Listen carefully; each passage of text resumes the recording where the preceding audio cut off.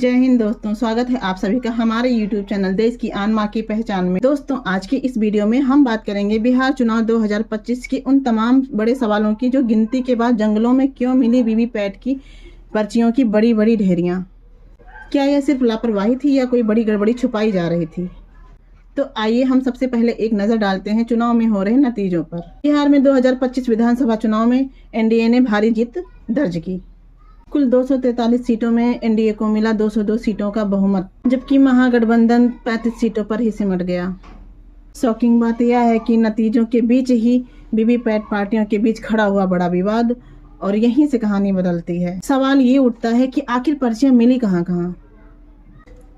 सबसे पहले तस्वीरें आई समस्तीपुर के जंगलों से, जैसा कि आप वीडियो में देख पा रहे होंगे कि वीवीपैट की पर्चियों को फाड़ दिया जाता है, श्रेड कर दिया जाता है। तो ये फटी पर्चियां नहीं थी, ज़्यादातर पर्चियां एकदम सही सलामत थी। तो इसमें लोगों ने एक एआरओ को, असिस्टेंट रिटर्निंग ऑफिसर को बलि का बकरा बनाया है, उसको निलंबित कर दिया गया है। सिवान के मौलिक बथान में वीवीपैट मिलने से हड़कंप, अधिकारी आकर जांच में जुटी है। सीधे तौर से तस्वीरें देख रहे हैं वीवीपैट जो मौलिक बथान से बरामद हुई है, जो नाली में लोगों द्वारा देखा गया और प्रशासन को कॉल किया गया। शासन की सरकार है, जो शासन ये देखिए यही जंगल राज है सर जी। जंगल राज।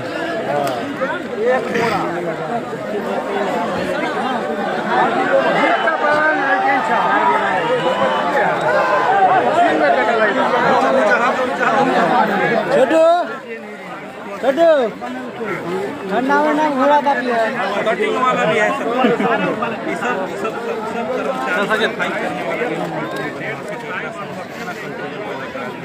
खाली ललटेने निकल रहा है। मेरा सीधा न विजय कुमार चौधरी पर केस फाइल है।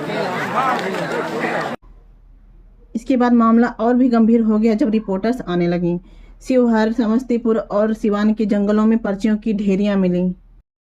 जंगलों में उड़ते हुए भीगी और कहीं कहीं फटी हुई वीवीपैट की स्लिप्स की पर्चियों ने सवाल खड़े कर दिए। और सिर्फ यही नहीं, एक ट्रक रात के अंधेरे में जो बॉक्सों से भरा हुआ था, क्या ये सिर्फ मॉक पोल की पर्चियां थीं या फिर गिनती की पर्चियां? और अगर गिनती की पर्चियां थी तो फिर यहाँ कैसे पहुंची?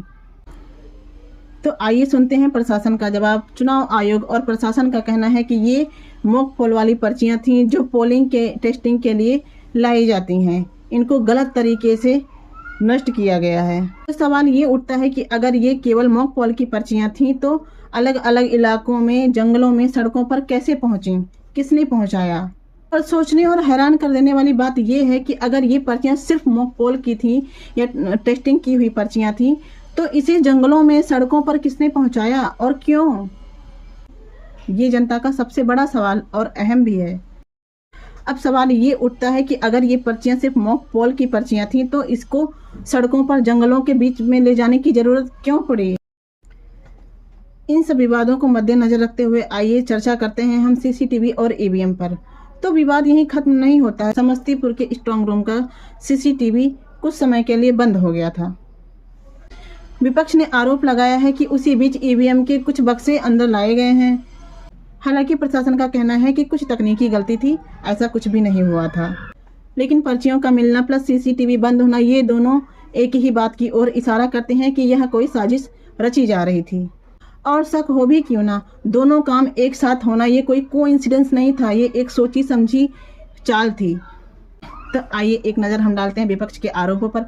आरजेडी और विपक्षी दलों का कहना है कि ये कोई लापरवाही नहीं है, यह एक सोची समझी चाल है। उनका कहना है कि अगर पर्चियां जंगलों में मिली तो यह कैसे मुमकिन हो सकता है कि वोट सही गिने गए हैं? तो अब हम आते हैं जनता के सवालों पर। जनता का सबसे बड़ा सवाल यही है कि अगर मतदान की पर्चियां जंगलों में मिली, सड़कों पर मिली, कूड़े कचरों में मिली तो किसकी गलती? ये गलती है या कोई साजिश? और जब चुनाव लोकतंत्र का रीढ़ है तो एक छोटी सी भी चूक एक बड़ा सवाल पैदा करती है। तो दोस्तों, ये था पूरा मामला बिहार में हुए चुनाव में मिली पर्चियों का। आपको क्या लगता है, ये मॉक पोल की पर्चियां थी या फिर कोई सोची समझी साजिश?